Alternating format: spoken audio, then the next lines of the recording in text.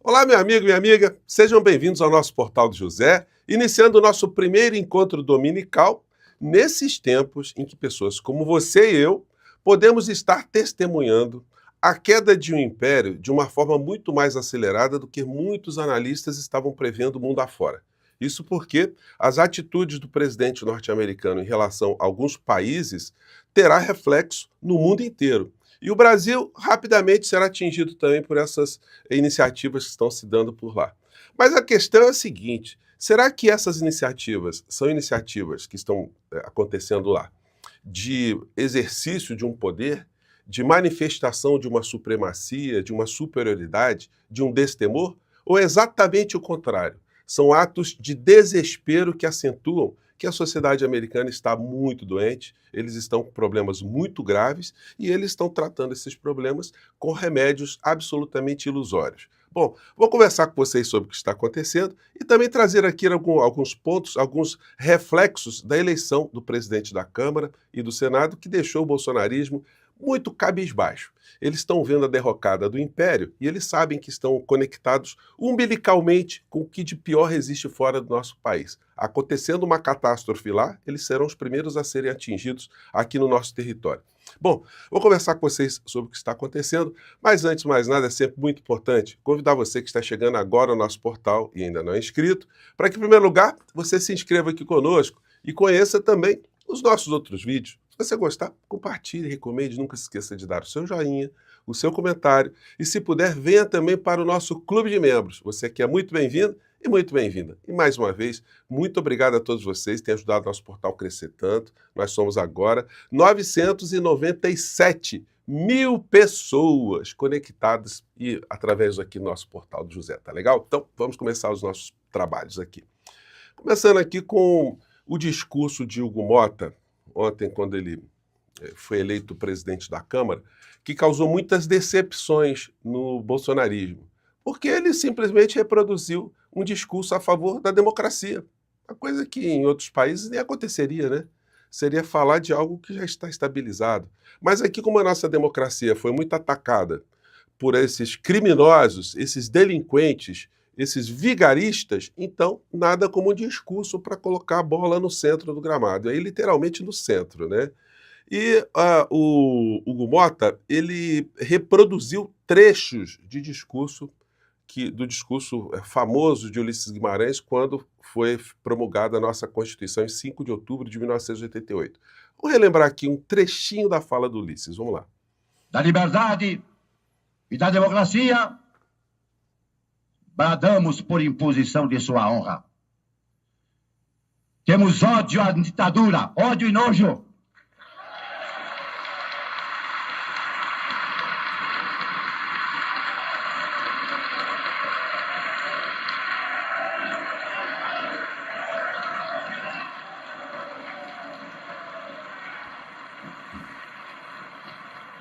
Amaldiçoamos a tirania, onde quer que ela desgrace homens e nações.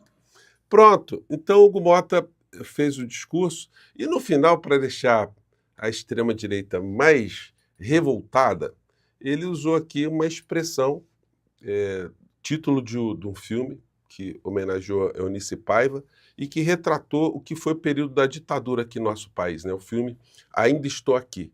Quando ele fala isso, então, aí o bolsonarismo se esgoelou por todos os lados, né? E as reações foram muito engraçadas. Vamos ver aqui a fala de Hugo Mota no final. Não pode errar e não podemos deixar que ninguém erre contra o Brasil. Temos de estar sempre do lado do Brasil, em harmonia com os demais poderes. Encerro com uma mensagem de otimismo. Ainda estamos aqui. Muito obrigado. E aí, esse discurso aí foi a senha, né? Aí os bolsonaristas ficaram revoltados. O Hugo Mota, gente, ele está vindo para a comunicação de uma maneira muito inteligente, tá? Ele já publicou um vídeo criando aqui uma coisa que ele chama de, em vez de Google, o Google, onde ele vai todos os dias aparecer nas redes sociais. Então, vamos acompanhar com atenção, né? Caminharam juntas na eleição da Câmara. Assiste aí que eu te conto como foi. E aí, tudo bom? Você também foi no Google ver quem é o Hugo Motta? Olha, nada contra o Google, pode ir lá pesquisar. Mas como agora a gente vai se encontrar aqui nas redes todos os dias, então resolvi fazer o meu próprio buscador. Bem-vindos ao Google. Vocês viram só? Ele vai aparecer nas redes todos os dias. Quem é que tem pedido aqui para o presidente da República aparecer nas redes todos os dias? Pois bem, o Hugo Motta, um ilustre desconhecido do país, vai ficar uma figura conhecida, justamente por usar essas ferramentas. Vai pautar assuntos no Congresso Nacional e vai atrair muitos debates. O presidente da República precisa fazer isso também. A primeira aparição dele agora, nesse ano, foi muito positiva e a comunicação vai ter esse trabalho gigantesco de arrastar o presidente da República para esse embate político, porque não existe vácuo na política. Se o presidente fica sem falar, quem fala é a direita, são os grandes veículos de comunicação e a desinformação reina. O bolsonarismo está desesperado.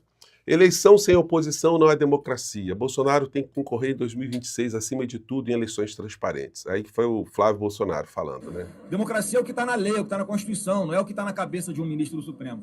Aí veio para os ataques tradicionais o Dudu Bananinha reclamando que ministros de Lula estavam usando bonezinho azul, né?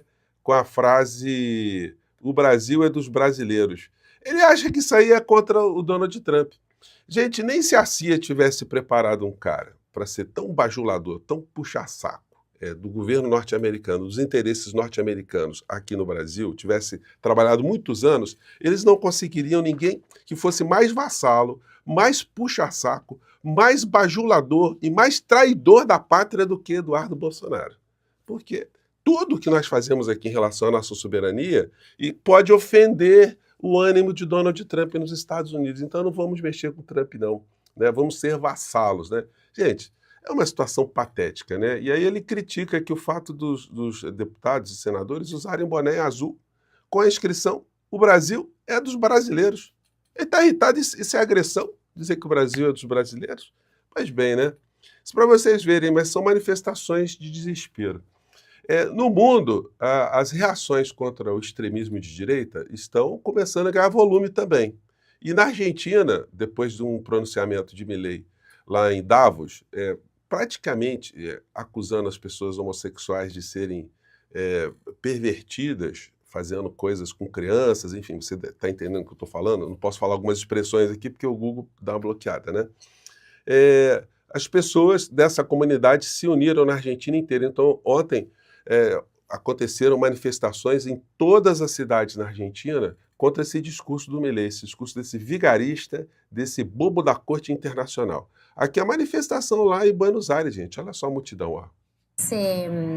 Esa suerte, digamos, de tarima móvil que es tan clásica de las marchas del orgullo LGTBI+. Mira el gazebo, Luciana, perdón te interrumpo. Mira el gazebo con la Cruz Roja. Muita gente, e a história desse Milei aí não promete ter um fim muito bom, não. Ele está colado também com essa ideologia, o comportamento da extrema-direita. Daqui a pouco os argentinos vão começar a cair a ficha, se já não caiu, né, para a maior parte do povo que está sendo arrastado para a miséria. Aliás, as atitudes de Donald Trump, do ponto de vista racional, alguém que está se isolando do mundo inteiro, está quebrando os fornecimentos de produtos, está diminuindo a interatividade, ele acha que isso vai fazer com que a economia dos Estados Unidos crescerá desconectada do resto do planeta?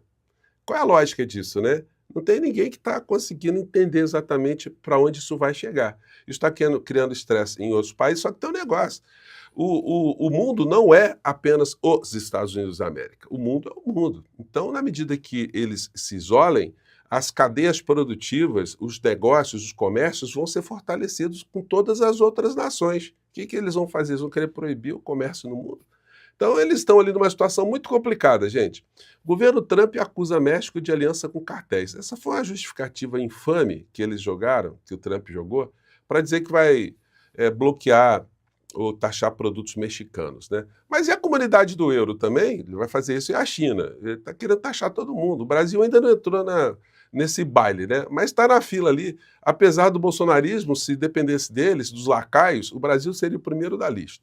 Bom, e a presidente do México, a presidenta, como eles gostam de falar, né, reagiu também de uma forma muito contundente, gente. Ela dando uma lição de moral, dando uma explicação quem tem acesso a essas informações forma um juízo, uma consciência equilibrada do que está acontecendo.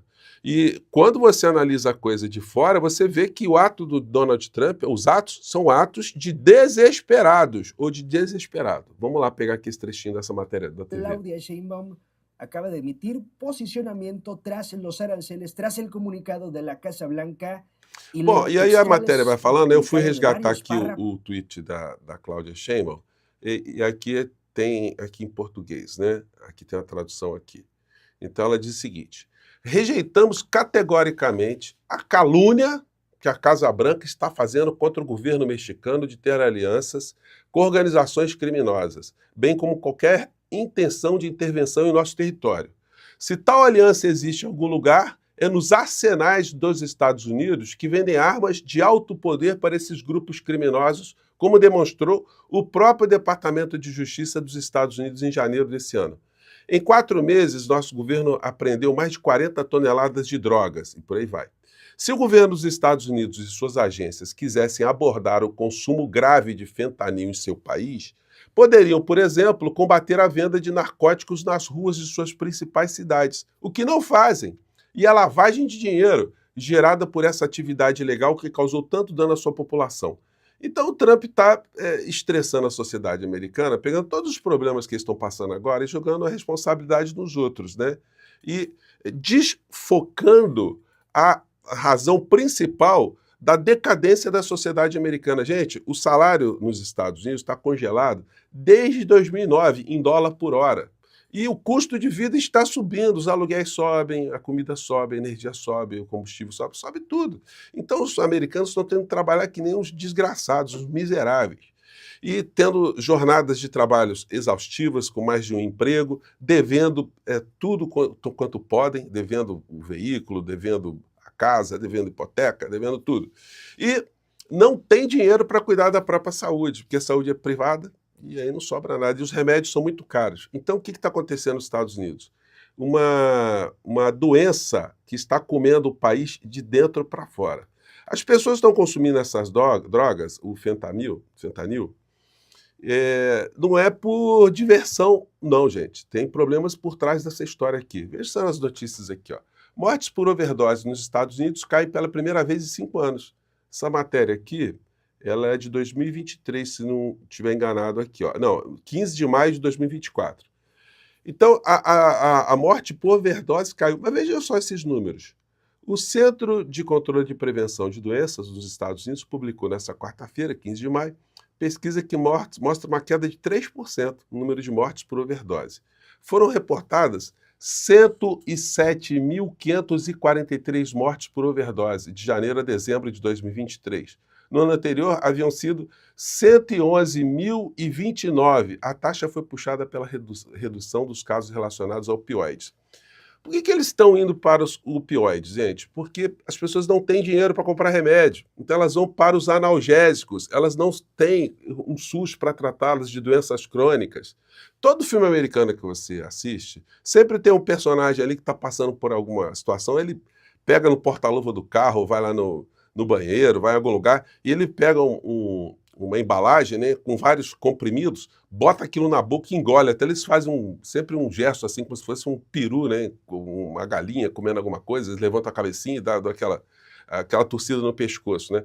Mas isso é o retrato que esses filmes mostram, que essa gente usa drogas lícitas ou ilícitas para se livrarem da dor. E isso muitas vezes acarreta essa overdose, né? Essa morte. Mortes por overdose de droga ficam abaixo de 100 mil nos Estados Unidos. Agora, vocês imaginam só as consequências indiretas dessas pessoas que estão se drogando com essa magnitude. E aí se coloca a culpa no outro para pretexto de se taxar produtos. Bom, o primeiro-ministro do Canadá, ele fez um pronunciamento muito contundente aqui.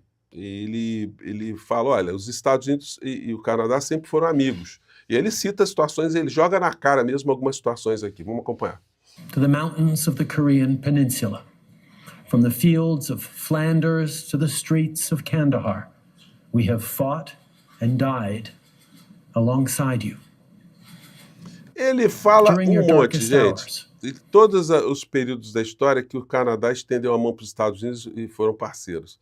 E agora ele está dizendo, já que é para taxar, então nós vamos reagir também na mesma moeda. Então vai acontecer o seguinte, vamos ver se dá para pegar aqui.